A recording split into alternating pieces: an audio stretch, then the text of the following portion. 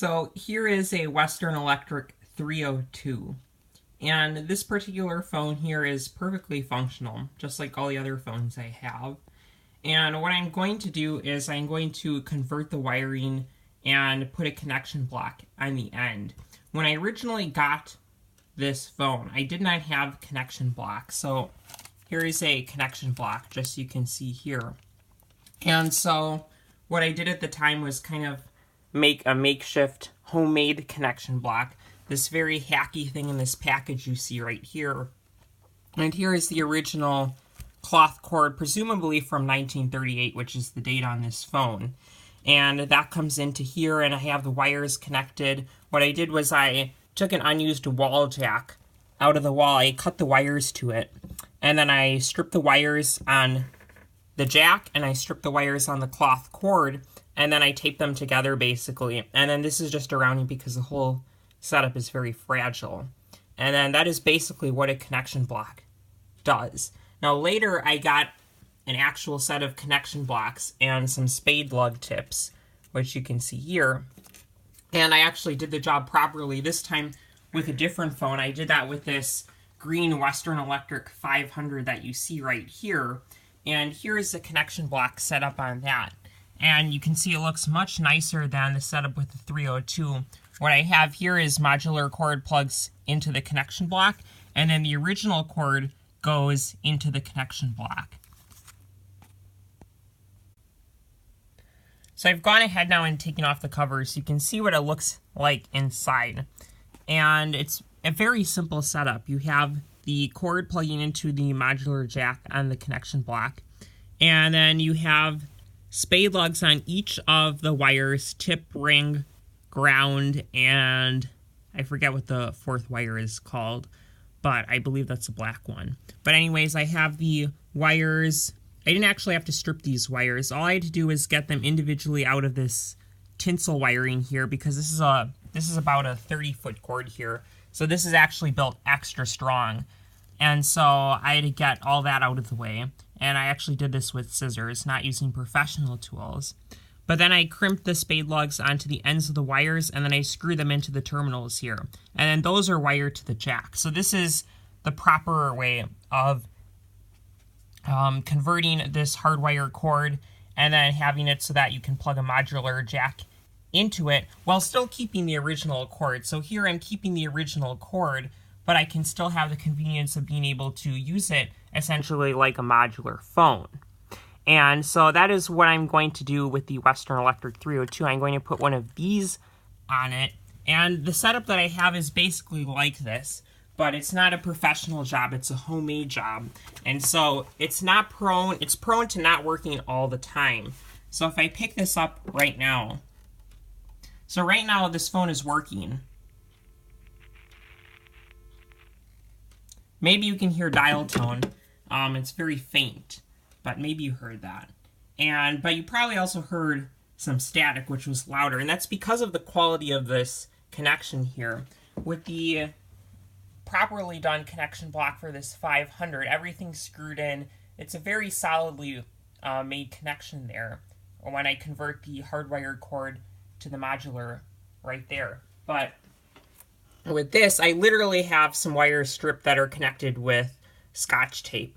And so sometimes if there's not the right amount of pressure on this wrapped up thing right here, this homemade connection block, then the phone will go dead.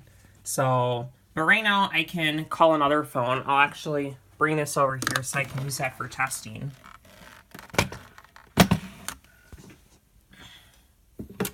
And we'll take the phone off hook. I have dial tone, and I can call that phone right there.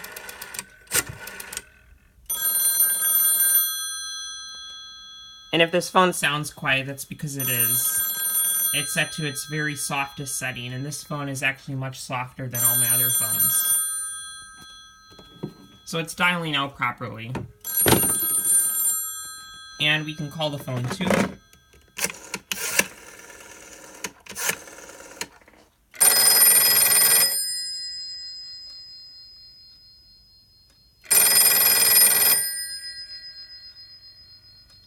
So there's some vibrations that you can hear whenever this phone is done ringing. And usually 302s sound much more pleasing to listen to than this one here. So I've had this problem as long as I've had this phone, and that's just not something I've gotten around to fixing. But the ringer works and everything. Originally it was not ringing, I believe, and I had to flip the bias spring. So it sounds a little bit shrill perhaps, but the ringer is working here. So now to demonstrate just how fragile this setup is here, and the real reason that I'm not just going to keep this like it is and actually convert it to something that'll be much more reliable, is I'll give this phone a call again.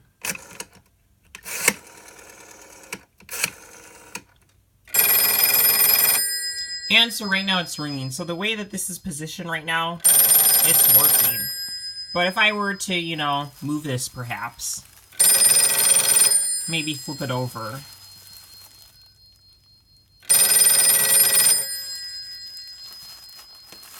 turn it around. Now you see that it stopped ringing. Well, you can hear it. This line is still ringing. All of a sudden, the connection between this phone and that has gone dead. And that's because of this really cheap wiring job right here. Now, if I move this again, I can probably get it to start ringing. Oh, and now you see that it's starting to ring again. So depending on how this homemade connection block here is oriented, and depending on the pressure that is applied to the copper connection, I'll hang up now. But basically the problem with this is I have two copper wires, a couple copper wires, and one's coming in like this and the other is laid across it like that, and they're just taped together. And depending on how much pressure is applied to those wires by the tape and how this is oriented, sometimes those wires aren't touching as much as they're supposed to, and they could come apart like that. And as soon as you have wires coming undone like that, then your whole connection is going to break. So the line physically is still being rung. My PBX here is still ringing the line, but then it'll just stop ringing because once the wires connecting this modular jack with the hardwired cord are no longer touching, then the phone itself will no longer ring until you have it again so that the wires are touching. And with a setup like this, the nice thing is that the wires from the jack and the wires from this hardwired cord are both screwed into the terminals here. So no matter how this is turned, you know, you can have it, you know, shut up in here, placed against the wall like that. You know, you can do whatever you want to this thing. Those wires there are always going to be touching. So you won't have any connectivity issues ever with something like this, because this is how it's supposed to be done. But when you do a really hacky approach like I did with this over a year ago probably now, then you have consequences of it possibly not working whenever you move this around. Perhaps you bump into this. I had this on the floor actually, way in the back by the wall there, just pressed against that box there. And sometimes if that moved, like my foot kicked into it or something, or the cord moved around or something like that, then all of a sudden this phone would go dead. And it would be because of that. And the other reason for converting to that is obviously that's much smaller and more compact, and then this is just this huge thing that can easily get caught on something and get undone. So now I am going to call this phone again from this phone, and I'm going to undo the wiring on it, or I'm going to take off the wrapper rather, and slowly undo what I've done here.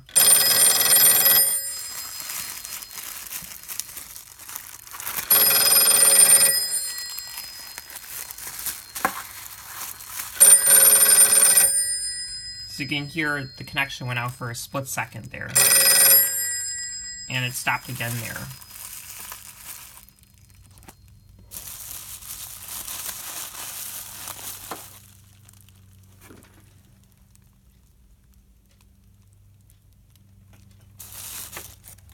So perhaps you can hear, but my PBX, you can hear the ringing cadence on the PBX. you can hear the relays inside there clicking as it rings the phone. So the line right now is still ringing, but the phone is not because the wires are no longer touching inside here.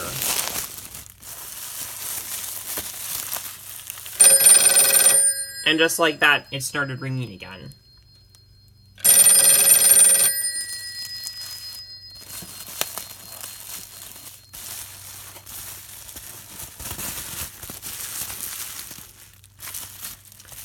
So now you can actually see the setup that I have with this. And it's basically as I described. Here are the wires coming from the modular jack. Now it's working again. So this is the modular jack that I just simply cut out of the wall. It's a regular phone jack. And the wires from that are going to the sheathing here. And this was originally wall wiring. So this was originally some of the wall wiring for phones in our house that I just cut out of a jack that was not being used. And then the wires from the jack run all the way down here. And then this wiring here is the phone. You can see here's the cloth cable. And then I have the individual wires coming out of this thing here. So you can see this is the green wire, that is the yellow wire, and then beneath that there is the red wire. So you have tip, ring, and ground. This is a 3-wire phone, so there is no black wire. And then essentially what I've done is I've just connected wire to wire. So you can see that on this blue wire here, I stripped the wire so that just the copper is peeking out there. And then I've literally taped, what I did is I stripped the wires from each of those wires, and I've literally just taped that copper to that copper for each of the 3 wires, and that is how this connection is made. And it's all held up just with Scotch tape. So you can see that depending on how this is very flimsy. If, this gets moved around or something, the connection could easily go out, as it has here.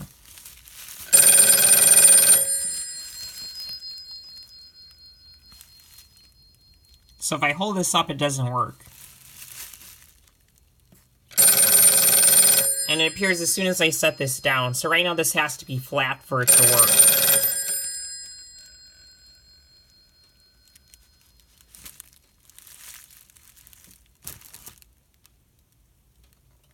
And now it's not even working even now. So now I'm going to get rid of all this stuff so it's not in the way. And I'll hang up now because the ringing voltage from a phone line can give you quite a shock if you touch the exposed wires. So I'll stop that now. So I've gone ahead now and I've gotten rid of the bubble wrap there. And I've taken a lot of the tape off now so that this wire is essentially almost free, and there it is. Now it is completely off. So this part here can just stay by itself. This I can just throw out or do something else with. I could probably reuse this if I ever wanted to make such a hacky thing again, but I have a number of these connection blocks now, so since this is the preferred actual way to do it, there's really no reason to do something like this. This was just something I did at the moment since I did not have connection blocks available, or Spade Lugs for that matter. So this was really the only way I could get the phone to work at the time with the equipment that I have. But now that we have those, I don't need that anymore.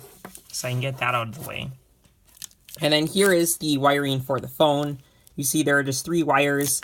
And then you can see that I've stripped them each so that the copper wire is poking out there. So I've gone ahead and gotten rid of all that tape. So this is actually just the end of the cord now. You can see that here's the whole cloth cord.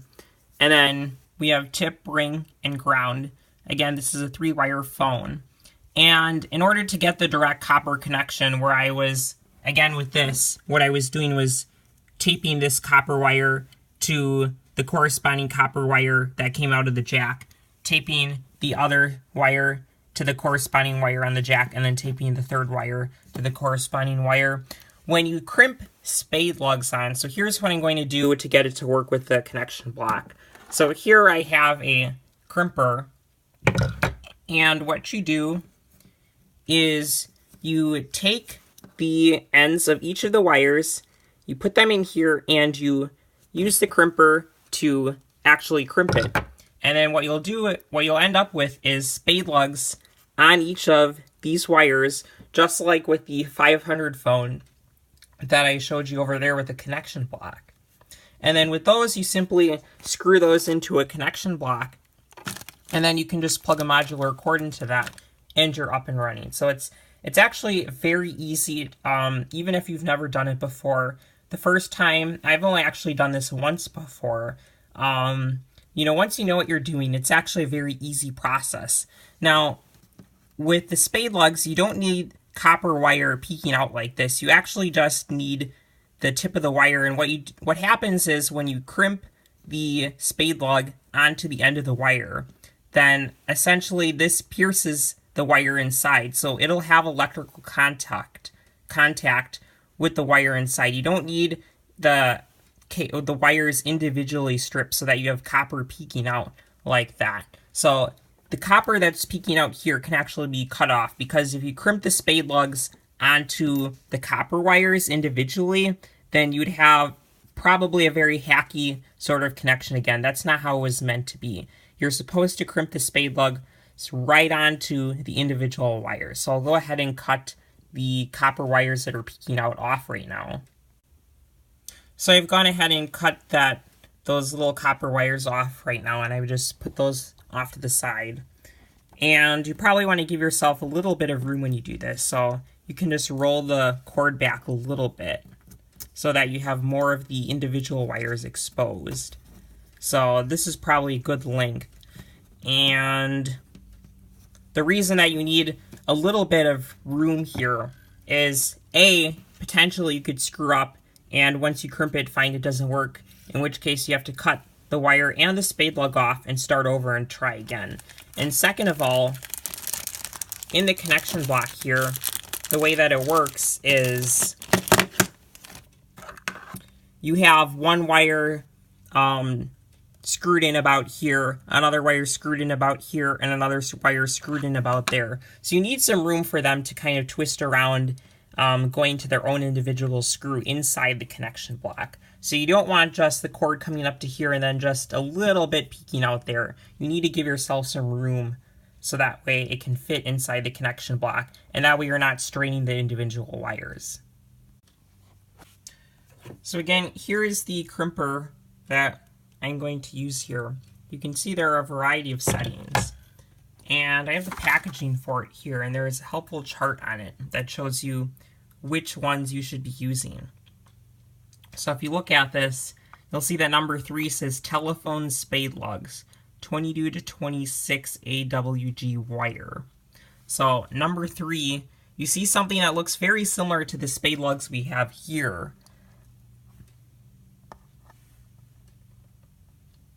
So there's number 3, and there's a spade lug on the left. They look fairly similar. And it shows that we'll be using the 22 to 26 setting. So on here, it looks like that would be this notch here.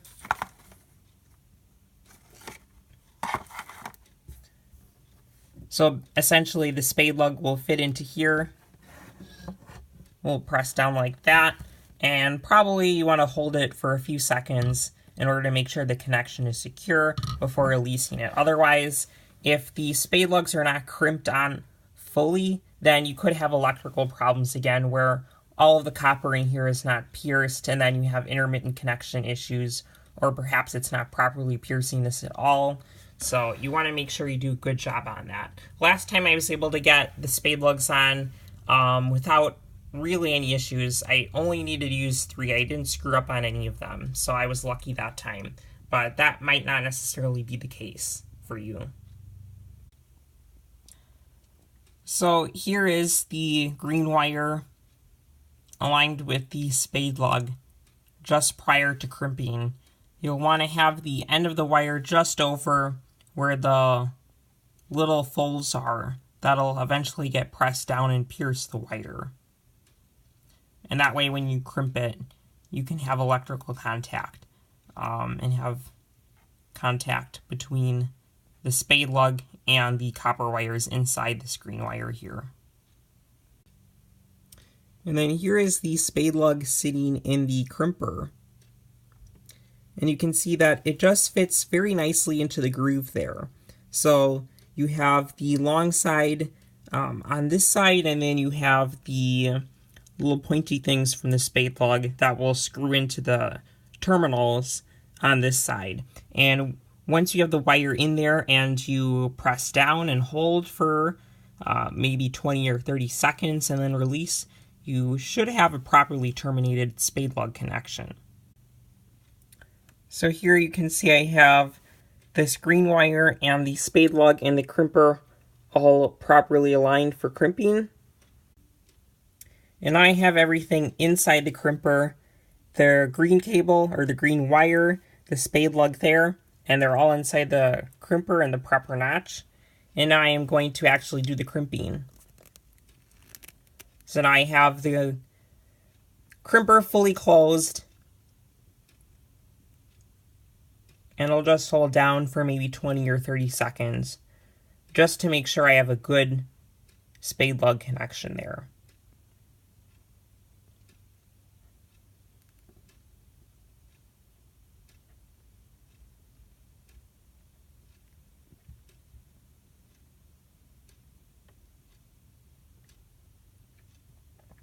And here I probably have a bit more of the green wire poking out than is necessary. I could have put the spade lug on a little closer to the end.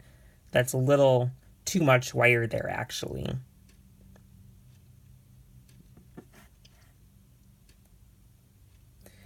And now if I release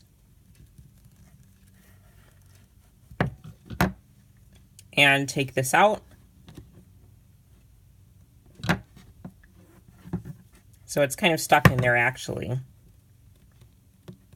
I'll have to kind of force it out. And I guess I was a bit violent with that one. So this connection did not work, actually, because that came out when I forced it out like that.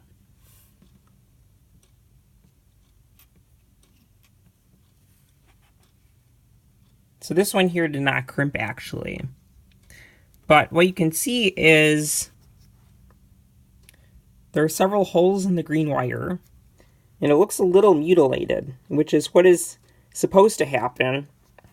What happens when you crimp the wire is, again, the spade lug pierces this wire, and that's why you don't need to strip this wire so you have copper coming out. This will pierce this, and then it'll contact the copper inside. So once it's actually properly terminated, then it should stay on and it shouldn't come out like that. So I'll do this one here again.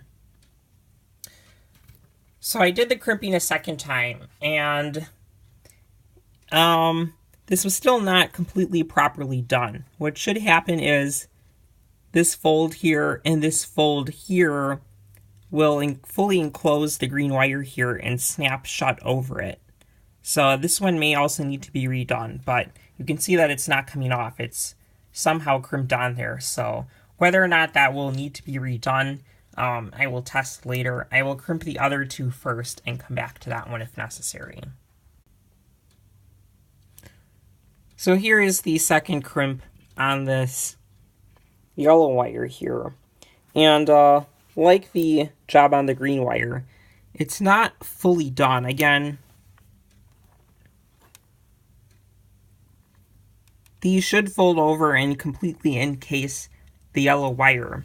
And now if I remember correctly, the 500 that I crimped these onto, the wire would fully fit inside of the little narrow groove, meaning that, so here's a spade lug, the wire would fully fit inside that space right there. And with these wires here, that's not the case. So possibly these wires are a little bit fatter than the wires that are inside a 500 cord. This is from 1938, presumably. So 80 years old now. And so wires then were probably a bit thicker than they were at later points. But it's possible that this might still work. It's not ideal. It would have to be tested to actually see if that works. But a nice clean crimp is when you have the spade lugs actually fully crimped on the wire like that. This is more like a half crimp. So I finally got this red wire crimped now. I had to give this one a couple goes before I actually got a crimp that would stay on properly and that looked at least halfway decent. So all three of these wires are now crimped and they have spade lugs on them. And I actually realized at one point it seemed that I was doing this backwards here. And you can see that these folds are somehow, they're a little bit, they're wrapped around the cord a little bit more than these two. So it's been a while since I have done this crimping, so possibly I did these backwards too, and that's why they look funny. But I'll screw these in now and see if it works. So here is the connection block. And once you take the cover off, this is what it looks like inside. So here are some screws that they've helpfully provided us. And then here are the wires from the modular jack they would plug the cord in, so that all gets separated into its individual terminals. And here, this is simply a matching game. We have green, yellow, and red here, and green, yellow, red, and black here for phones that actually have a black wire. So now we simply just match the wires here to these wires here. So that means unscrewing each of these terminals and then putting the corresponding spade lug of that color wire into that terminal and screwing it back in so you have a secure connection. So I've gone ahead now and unscrewed the green, yellow, and red wires. And you can see here that these wires have spade lugs crimped on them too. This is how the connection is made. It's literally, for example, with the yellow wire would come in and it would basically be on top of that spade lug just like that. And the connection is made by the spade lugs touching. And they're kept touching because they're screwed in. So that's how you have the secure, reliable connection. Now if you look at these spade lugs, you can see that they have done a much better job than I have here. These are really terrible looking spade lug connections, improperly done. And here you can see that what I was talking about earlier, they're folded up over the wire once the connection is done. And so that way you have a really good connection between the wire and the copper on the spade lug.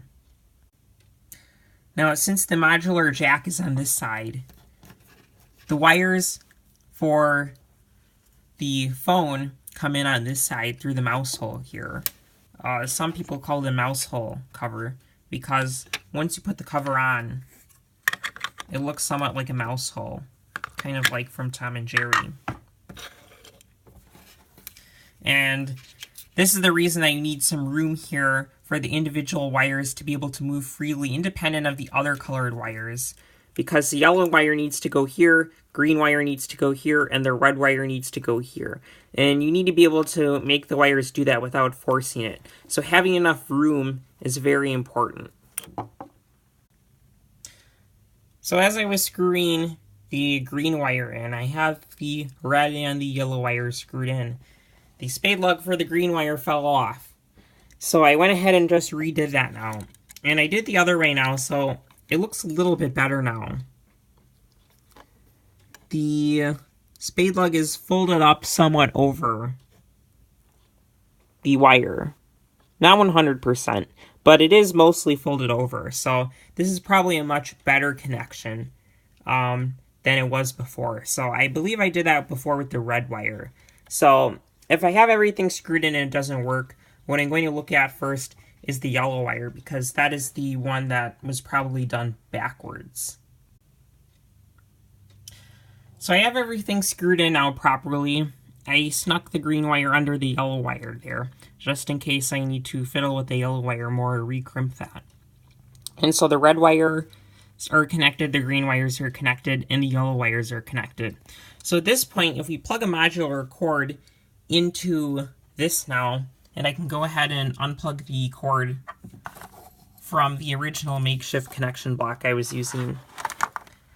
And I can plug that into this one. And now here is the moment of truth. If I've done this properly, which I somehow doubt at this point, but if I've done everything properly and I plug this in now, the phone should be working now. So I'll go ahead and plug that in.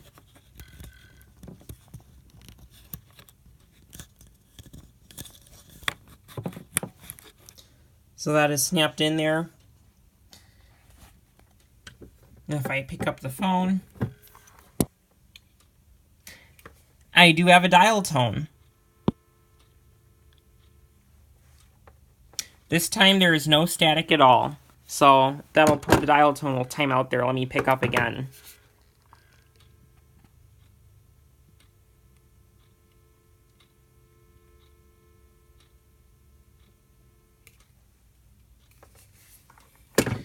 This time I hear no static.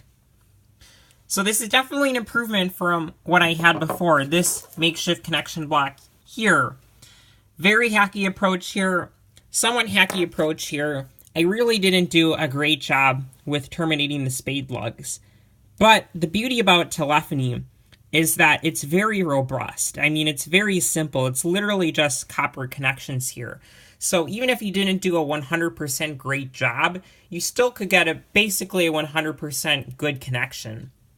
And there's no static, so this is definitely a step up from here. The wires are all screwed together, so this can move around, you know, if it's under a couch or something. I mean, it's no problem, really. But let me go ahead and call this now to see if that works, because I know it's some phone wiring. I think if the yellow wire is not terminated properly, you can still get dial tone, but the phone might not ring, because I believe the yellow wiring is used for that. I'm not quite sure. But let me call the phone.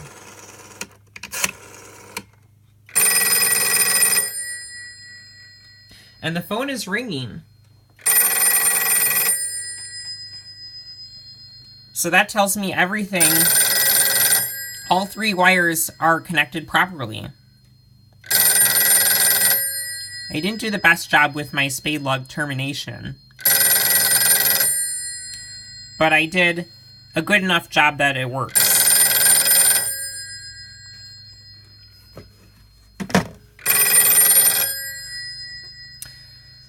And so this is all done now. I don't have to unscrew any more wiring now. I didn't screw everything in really tight. So at this point, now that I know that everything is working, I'm just going to take my screwdriver and I'm going to make these screw connections as tight as possible. Now that I don't plan on unscrewing anything. So I've gone ahead and I've tightened the screws a little bit. And this red wire here, the Spade lug for that is slightly raised in comparison to the other ones, but I think that should be okay. Not desirable, but it's all right.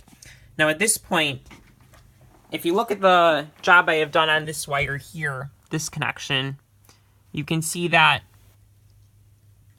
when the cover is on, you basically don't see anything except the main outer wiring itself. You don't see the individual tip and ring wires or anything. So all of that wiring should be inside the connection block if possible. That way you don't have, you know, actual fragile wiring exposed here. That's generally not a good idea. So what I want to do here is I have the three wires poking out a little bit. I want to get it so at least up until here-ish is inside the connection block. And that way, just the cloth cord itself and perhaps this thing here is exposed and not the individual wires inside. So now I've gone ahead and adjusted it so that the wiring is very secure and nothing is moving around inside because I have moved all of that wiring that was hanging out before inside. So now looking at it from the outside, you see just the cloth cord coming in, and then you see this little wrapper that is around that breaks out into the individual wiring there. All the individual wires are now inside the connection block, which is what I want. So now I can go ahead and put the cover back on.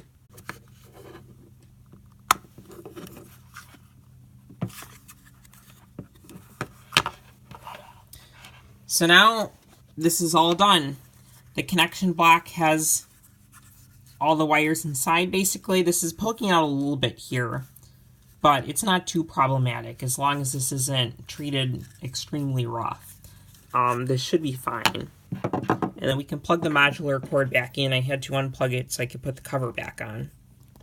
But now I can plug that back in.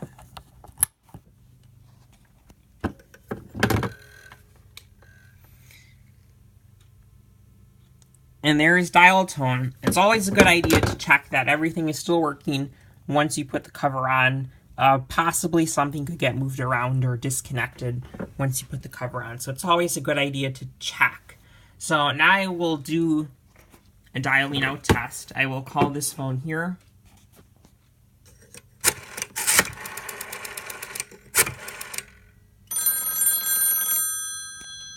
That is working.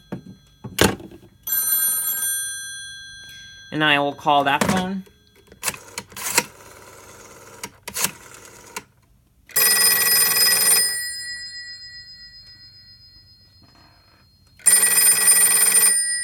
And everything is working as it should.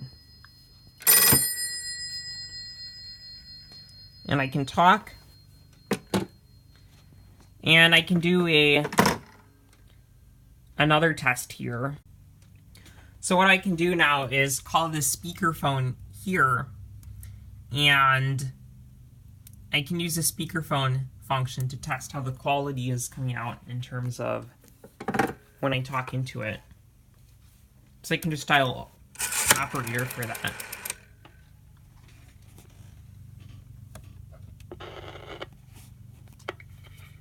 Hello? Hello? I am testing the Western Electric 302. This call has not left my room at all, so it's simply being processed through the PBX there. So there's basically no latency, so there's no echo or anything. And the connection sounds fine to me from what I can tell.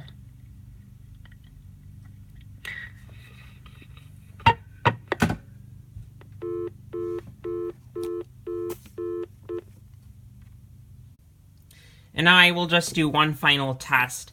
I will dial the feed line for a radio station for KZSU at Stanford, California.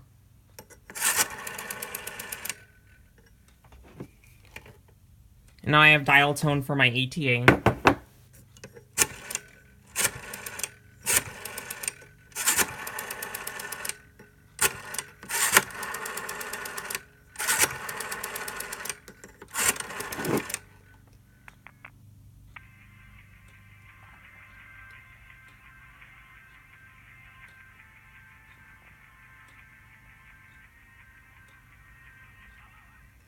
So that is working.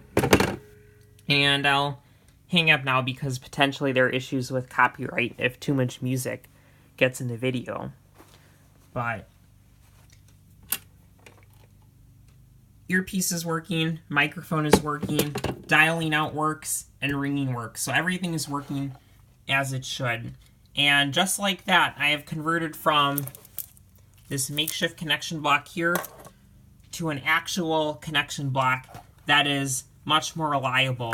You know, this can be oriented in whatever direction you want, and it will still work.